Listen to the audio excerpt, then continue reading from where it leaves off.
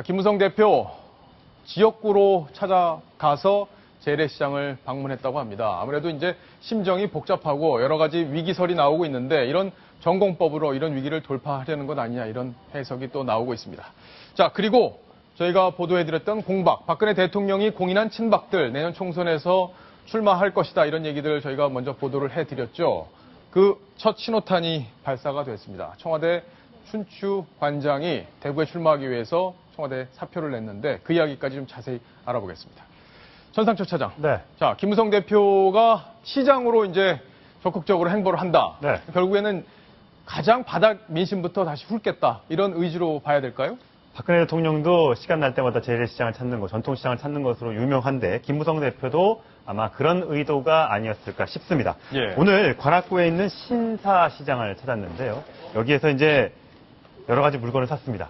박근혜 대통령도 시장 가서 신발도 신어보고 떡볶이도 먹고 하지 않습니까? 예. 김무성 대표는 그 커다란 덩치에 대추를 하나 먹으니까 너무 작아 보이더라고요. 예. 그래서 여러 가지 물건들을 샀는데 떡, 과일, 건어물, 양말 이런 것들을 샀는데 이것도 완판되는지 한번 봐야 될 것 같고요. 예. 가서 역시 여당 대표답게 정책 얘기를 많이 했는데 영세 가맹점 업주들의 카드 수수료 부분이 애환이 있다. 이거 좀 낮춰주겠다. 주차장 부지를 확보하는데 예산을 좀 더 확보해주겠다. 지금 한 내년도에 전통시장 예산으로 한 2,900억 정도가 책정됐는데 한 1,000억 정도를 증액하는 방안을 찾아보겠다. 이렇게 밝혔습니다. 예. 박성원 논설위원. 네. 그러니까 사위 논란 때문에 사실 지지율이 조금 빠지는 그런 모양새였단 말이에요. 네. 이제 추석 지나면서 이제 여러 가지 반전 계기가 마련이 될지 또 청와대하고 좀 원만하게 모든 관계가 풀릴지 이런 것들이 관심사인데 어떻게 전망하십니까? 아마 뭐 추석에서 이제 많은 부분 내년 공천에 향배를 놓고 글쎄 정치적 관심이 있는 네. 유권자들은 아마 논란을 하고 특히 김무성과 뭐 유승민 그리고 박근혜 대통령의 관계 이런 부분이 이제 많이 논란이 될 텐데 예. 지금 현재는 사실은 가장 대립점이 됐던 오픈 프라이머리를 놓고 일단은 그 친박과 김무성 대표가 그 약간 작전상 휴전 비슷하게 들어간 상태입니다. 따라서 아마 그 제3의 대안을 찾아서 양자가 공생하는 길을 찾아서 간다면 아마 당장의 어떤 그 큰 타격을 입거나 이러지는 않을 것 같습니다. 네, 알겠습니다. 전상철 차장, 네. 지금 사실 숨어있는 차기 주자 중에 한 명이 황교안 총리예요. 네. 그러니까 대통령의 신임을 아주 두텁게 받고 있고 또 우파 진영에서는 그동안 이제 통진당 문제를 해결을 했기 때문에 관심을 받고 있는 사람인데 어제 기자들이 물었다고 해요. 대선 출마 어떻게 할 거냐 이런 얘기를 물었다고 하는데 답을 했습니까? 일단 지금 뭐 현재 대선 주자로 거론되는 사람들을 물어보면 아무도 나 대선에 나가겠다고 하는 사람이 없을 정도니까요. 황교안 총리도 아마 예상하는 답이 나왔을 겁니다. 준비한 답변은 이렇습니다. 예. 대선 출마 가능성에 대해서 얘기하는 것은 일고의 가치도 없다. 일고의 가치도 네. 없다. 지금 예. 내가 맡고 있는 직무에 충실하겠다. 총리 임무를 수행하기에도 너무너무 바쁘다. 이렇게 대답을 했습니다. 박성원 의원, 네. 이 정도면은 다른 주자들의 얘기보다는 조금 강하지 않습니까? 일고의 가치도 없다 이런 얘기. 다른 사람들은 이렇게 약간 여지를 두잖아요. 근데 이거는 조금 약간 못을 박으려는 듯한 느낌도 있는데 어떻게 보셨습니까?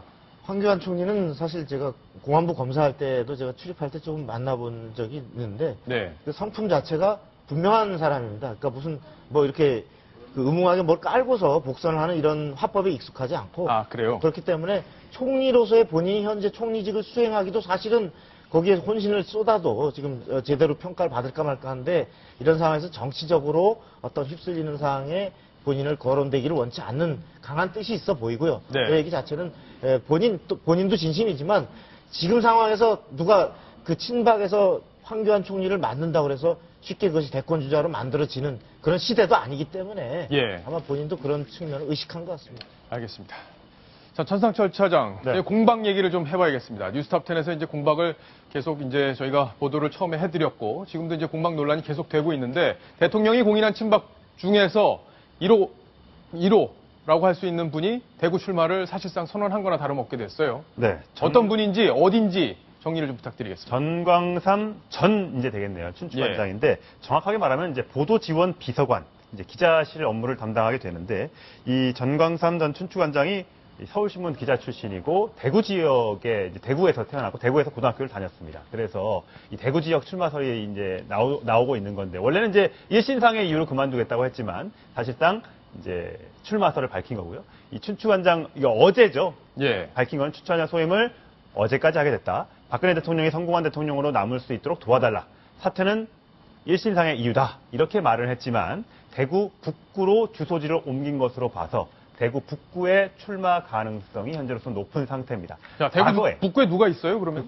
북구에는 예. 권은희 의원이 있습니다. 권은희. 예, 권은희. 자, 이분은 네. 그러면은 대통령하고의 관계, 또 유승민 의원과의 관계 어떻습니까? 사실 지난번 총선에서 대구 지역 공천은 대부분 박근혜 대통령, 박근혜 비상대책위원장이 상당 부분 입김이 작용했다 이렇게 볼 수 있을 거고요. 특히 네. 권은희 의원은 IT 쪽 전문가였습니다. 그래서 거기에 가산점 10%, 그다음에 여성이라는 가산점 10%, 이 20%를 등에 업고 이 공천을 받고 당선이 됐었거든요. 아, 이번에는 그렇군요. 아마 그런 프리미엄이 조금 사라지게 되면 박근혜 대통령이 내심으로 밀고 있는 누군가가 되지 않겠냐. 만약에 전광삼 전 춘추관장이 박심을 업고 있다면 상당하게 가능성이 있지 않느냐 이런 분석이 나오고 있습니다. 박성훈 의원, 네. 어느 정도 대통령 신임을 받는다고 봐야 되는 거예요? 그 춘추관장이라는 자리는 아시다시피 그 청와대 출입 기자들의 일거수일투족을 예. 사실은 가장 가까이서 살피면서 아 지금 대통령에 대한 보도가 저렇게 나갈 것 같다. 또 기자들의 민심이 이렇다. 예. 이런 부분을 가장 그 종합해서 대통령에게 보고를 하고 또 그런 부분이 제대로 왜곡돼서 보도되지 않도록 가장 일선에서 또 업무 협조를 해야 되는 자리입니다. 아, 그렇기 그렇군요. 때문에 예. 대통령의 채취와 신뢰가 없으면 사실 직무 수행하기 어려운 자리인데 그 자리를 수행하다가 지금 전격적으로 대구로 사실은 지역 출마를 이제 사실상 준비하러 내려가는 상황 같은데 예. 저렇게 되면 남이 얘기하지 않더라도 박 대통령의 뜻이 아니겠느냐라고 예. 지역에서는 해석할 수밖에 없을 그런 상황일 겁니다. 그렇군요. 지금 대구가 의원들이 많이 긴장하고 있다 이런 얘기가 들려오고 있고 지금 이제 나머지 이제 공박으로 불리는 분들 대통령이 공인한 친박들 지금 대구로 이제 많이 내려간다고 합니다. 아마 추석이 지나면 줄줄이 사퇴를 하고 내려갈 거다 이런 얘기까지 지금 흘러나오고 있는데 자 달서갑은 보니까 홍지만 의원 현재 홍지만 의원이 버티고 있는데 이 자리에 대통령의 측근 중에 측근이라고 할 수 있는 안봉근 비서관이 내려가려고 하네요. 이른바 그 문고리 3인방, 예. 그리고 그 실세 비서 3인방 중에 한 사람이죠. 그 안봉근 국정홍보비서관이 지금 그 달서갑으로 그 출마할 것으로 거론되고 있습니다. 예. 자, 중구, 남구, 여기도 김희국 의원. 이건 뭐, 유승민 의원 원내대표 할 때 원내 부대표를 했던 김희국 의원인데, 네. 신동철 정무비서관, 이분은 어떤 분이에요?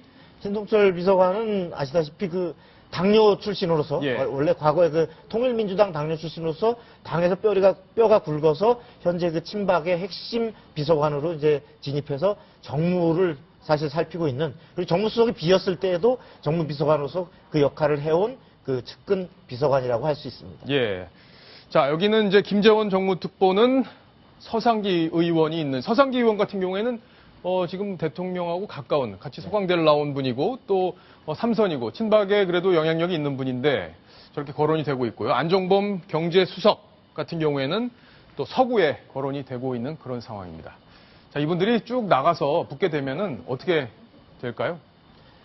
그 아무래도 그 대통령과 가까운 사이다라는 자체가 그 특히나 대구에서는 대통령이 큰 대구에서는 상당 부분 플러스가 될 수 있을 겁니다. 예. 다만 여기에서 본인이 그에 걸맞는 그 유권자 대표로서의 얼마나 능력을 갖추고 또 겸손하게 민심을 들을 자세가 돼 있느냐 이런 것에 따라서 어떤 본인들의 성패가 달려 있기 때문에 아마 그 내려간다라면 그런 부분을 어떻게 이미지를 심고 본인들이 또 지역에서 열심히 뛸 것이냐에 따라 내부에서 평가가 나오지 않을까 싶습니다. 예, 알겠습니다. 이번 이 대구 물갈이는 상당히 전국에서 관심을 받을 만한 그런 일이기 때문에 저희가 아주 자세히 취재를 하고 있는데 속보가 나오는 대로 계속 정리를 좀 해드리겠습니다.